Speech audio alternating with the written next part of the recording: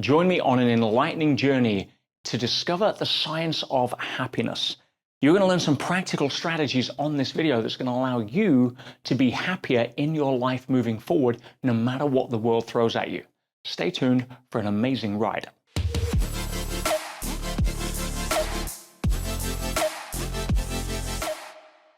Now, the first question we have to ask ourselves is, what is happiness?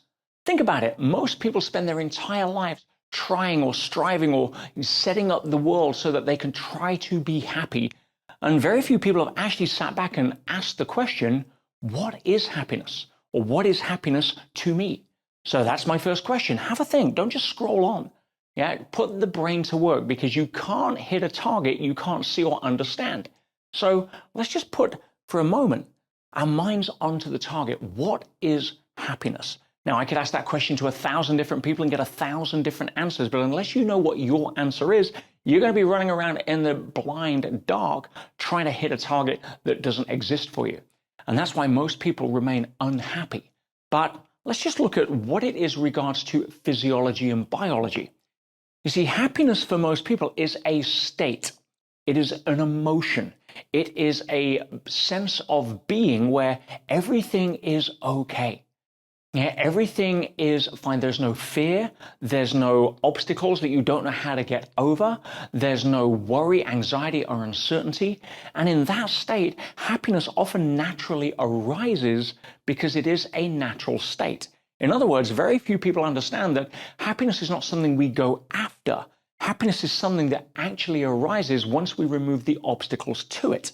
That's one of the first key points I want to share, or what some of the main obstacles are that prevent people from being able to do that, so that we can show you how to get rid of them. Have you noticed that everybody has different rules around what has to happen for them to allow themselves to feel happy? And take note of exactly how I said that.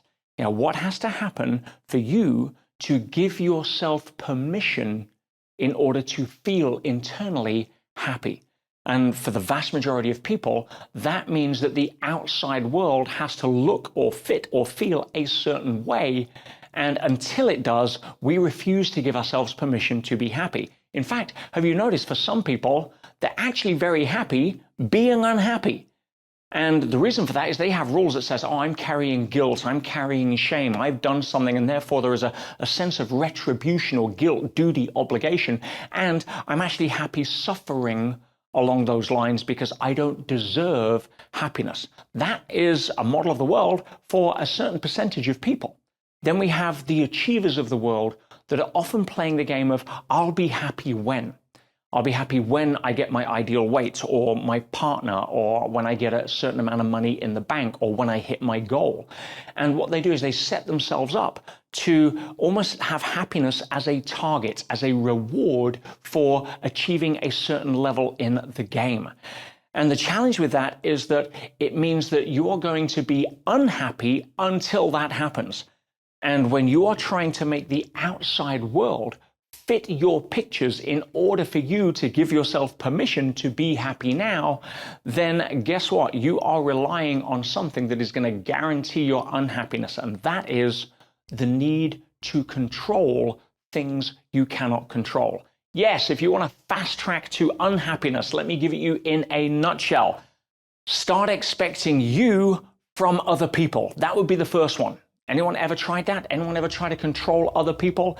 Anyone ever just had the conversation with themselves that says, well, if only they would do this, if only they wouldn't do that, then I'd be happy, right? That is a fool's game. And certainly when you're dealing with crazy things like people, but also that applies to outer world circumstances as well. If you are waiting, or even worse, trying to wrestle with outer world circumstances to kind of fit your pictures, and you are doing that from a place of, when that happens, then I will give myself permission to be happy, then you are living your life at effect, not cause. If you are waiting on effects for you to be happy, you will never be able to be the cause of your happiness. You are essentially delegating that to the outer world.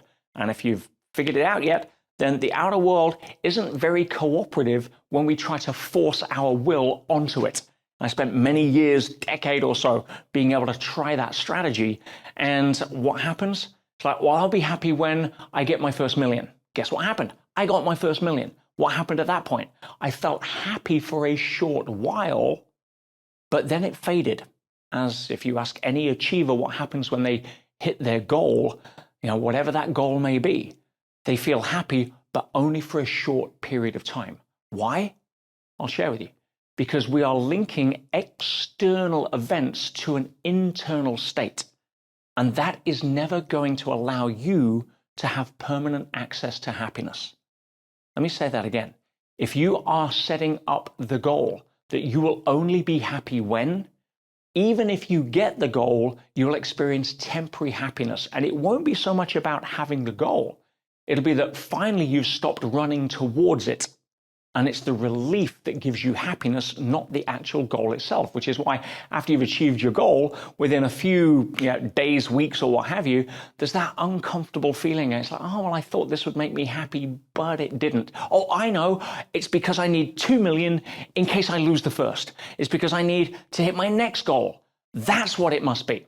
We've all played this game at some level, but that is the game of feel great when, and when we live in a present moment to moment experience, you're essentially playing the game of feel happy never. So when it comes to understanding what happiness is, it is an internal state that is not linked to external circumstances unless you wire the game up to fail. I've worked with orphanages in Africa. I've taught at schools for orphans. I've set up things and charities in remote parts of the world where I get to see and experience kids who would look at your life right now. Yes, the one you're moaning about for various reasons. And they would have thought you would have won the lottery. Why? Because by contrast, you have so much that you're not accessing gratitude for that they would look at you and say, how come you're unhappy? And I can promise you, when you see these kids, they are happy. They're grateful because it rained yesterday. They had an extra spoon of rice, or they found an old deflated football in a trash can that they get to still kick around. And they're ecstatic. They've got huge smiles. They just create their happiness from within, and they apply that to whatever opportunities show up outside to then experience that with. Now, you contrast that to how most people live their life. Most people live their life saying, oh, I kind of have everything compared to that, but I'm still not happy because I don't have something else. They're playing the game of chasing the more. And that's why if you're setting up, I'll say it one more time, please tattoo this on your eyelids. If you're setting up the game to say that I need the outer world to fit a certain picture in order for me to give myself permission to be happy, then you are never going to be happy. And even if you get to the top of that success mountain, you're going to want to jump off, because there is a huge difference between a life-chasing success thinking it'll give you validation and a life-chasing fulfillment, which is an inside job. Now, I know what you're thinking. Well, yeah, it'd be okay if everything was at least on an even keel for me. I could allow myself to be happy, but you don't know my story. You don't know my parents. You don't know my boss. I faced this adversity. Oh, I've had this health challenge, whatever it may be. I can promise you that the happiest people in the world, the people that have cracked the code, are not linking external circumstances and specifically adversity to their level of happiness.